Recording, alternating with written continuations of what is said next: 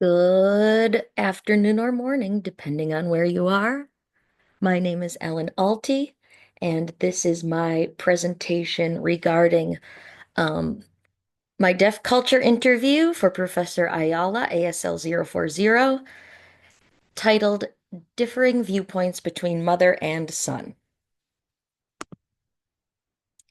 My interview subjects were Mary and John. John is my husband's BFF from childhood, and Mary is his mother. They both have lived in Liverpool, England, their whole lives, and they do not speak American Sign Language, but rather British Sign Language. John started becoming deaf in young adolescence due to a genetic degenerative gene inherited by his father, who was also deaf. Mary became deaf as an infant due to meningitis.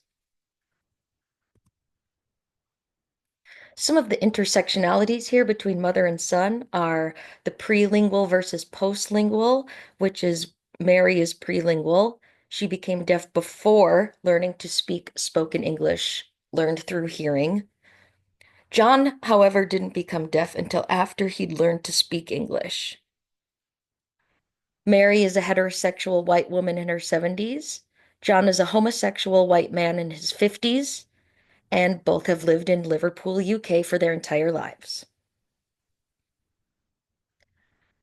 John loves film and TV with a special preference for sci-fi. E.T. is his favorite film.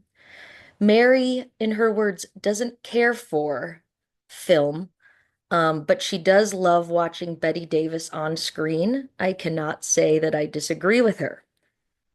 I believe this is due in large part to John being able to hear for a large part of his childhood into young adulthood.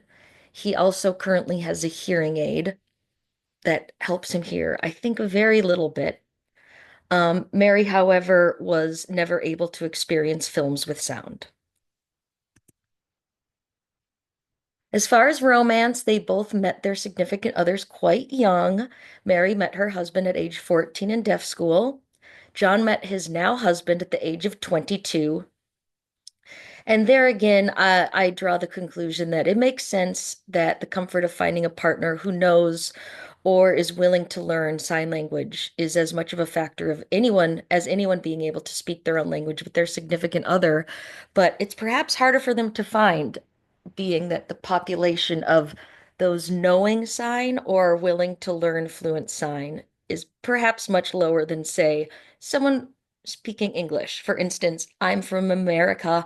I speak English, but so does my husband, even though he's from a different country, England. Interacting with non-signers was a key focus of my interview with them. Navigating appointments using family members. Mary believes that, well, she admits to doing it, not necessarily that it's okay. John says there are other ways to do this. You don't need to burden family members with this, and you should be more independent than needing to use a hearing family member. Teaching sign, both said that people are most likely to be interested in learning some sign at parties or bars. Mary does not appreciate doing it. However, John is happy to show people some sign whenever and wherever they show an interest. John has many hearing friends, whereas Mary has many deaf and signing friends, but only one hearing friend who invented her own way to sign words in a way that Mary understands, which I find fascinating, and I would love to learn this woman's secret sauce. Cochlear implants. Mary's a little more opinionated about it. She thinks people are better without it. She doesn't think babies should be given them. But, she summed it up with, it's none of my business, really. And John's thoughts were a little more a step back, saying there's too much nuance. Parents need access to learning about options. And for either parents, by the way, or adults, making an informed choice is best.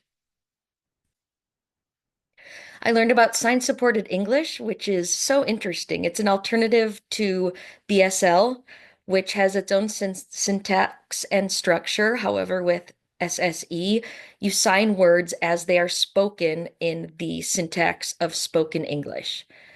Mary uses BSL, John uses both. Um, Rightly so. SSE is most often used by postlingual deaf people who already learned to speak spoken English. In conclusion, the intersectionality shared and differing between John and his mother, in addition to the framework of the English-speaking, non-ASL speaking country, made this fascinating and layered study in deaf culture. And I leave with you with a few more parting pictures of the subjects referenced in the presentation. Thank you very much.